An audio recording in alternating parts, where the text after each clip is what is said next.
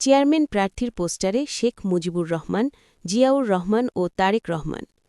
শরীয়তপুরের নড়িয়া উপজেলায় এক চেয়ারম্যান পদপ্রার্থীর অভিনব প্রচারণা ঘিরে এলাকায় ব্যাপক আলোচনা-সমালোচনার সৃষ্টি হয়েছে।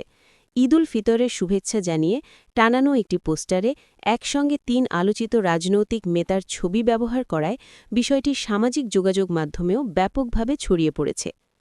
স্থানীয় সূত্রে জানা যায়, ওই চেয়ারম্যান পদপ্রার্থীর নাম ফাহিম হাসান রনি মাঝি। তিনি নড়িয়া উপজেলার ঘড়িসার ইউনিয়নের বাসিন্দা এবং উপজেলা যুবদলের সাবেক যুগ্ম সাধারণ সম্পাদক। এবার তিনি নিজেকে নির্দলীয় ও নিরপেক্ষ চেয়ারম্যান পদপ্রার্থী হিসেবে দাবি করে নির্বাচনে অংশ নেওয়ার প্রস্তুতি নিচ্ছেন।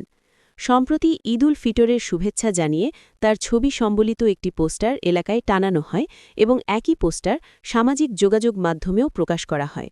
পোস্টারটিতে বাম পাশে শেখ মুজিবুর রহমান, ডান পাশে জিয়াউর রহমান এবং মাঝখানে বিএনপির ভারপ্রাপ্ত চেয়ারম্যান ও বর্তমান প্রধানমন্ত্রী তারেক রহমানের ছবি ব্যবহার করা হয়েছে, আর নিচে নিজেকে নিরপেক্ষ ও নির্দলীয় চেয়ারম্যান পদপ্রার্থী হিসেবে উল্লেখ করেছেন ফাহিম হাসান রনি মাঝি। এটি সামাজিক যোগাযোগ মাধ্যমে ছড়িয়ে পড়ার পর স্থানীয় রাজনৈতিক অঙ্গনসহ সাধারণ মানুষের মধ্যে এ নিয়ে ব্যাপক আলোচনা শুরু হয়। অনেকেই বিষয়টিকে ব্যতিক্রমী প্রচারণা হিসেবে দেখছেন, আবার কেউ কেউ এ নিয়ে সমালোচনাও করছেন। এ বিষয়ে চেয়ারম্যান পদপ্রার্থী ফাহিম হাসান রনি মাঝি বলেন, তিনি রাজনীতির বাইরে থেকে নিরপেক্ষভাবে নির্বাচন করতে চান। সে কারণেই তিনি কোনো দলীয় পরিচয় সামনে আনেননি। তিনি বলেন, শেখ মুজিবুর রহমানকে অস্বীকার করার কোনো সুযোগ নেই।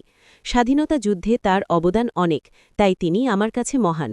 একইভাবে জিয়াউর রহমানেরও স্বাধীনতা যুদ্ধে অবদান রয়েছে, সেটাও আমি অস্বীকার করি না, তাই দুজন নেতার ছবিই রেখেছি। তিনি আরও বলেন, তারেক রহমান বর্তমানে দেশের প্রধানমন্ত্রী, তাকে অস্বীকার করার কিছু নেই। তাকে অস্বীকার করলে বাংলাদেশকে অস্বীকার করা হবে, তাই সম্মান জানাতেই তার ছবিও রাখা হয়েছে। তবে বিষয়টি নিয়ে স্থানীয় রাজনৈতিক মহলে নানা ধরনের আলোচনা চলছে। কেউ এটিকে রাজনৈতিক কৌশল হিসেবে দেখছেন, আবার কেউ বলছেন এ ধরনের প্রচারণা এলাকায় নতুন বিতর্কের জন্ম দিয়েছে।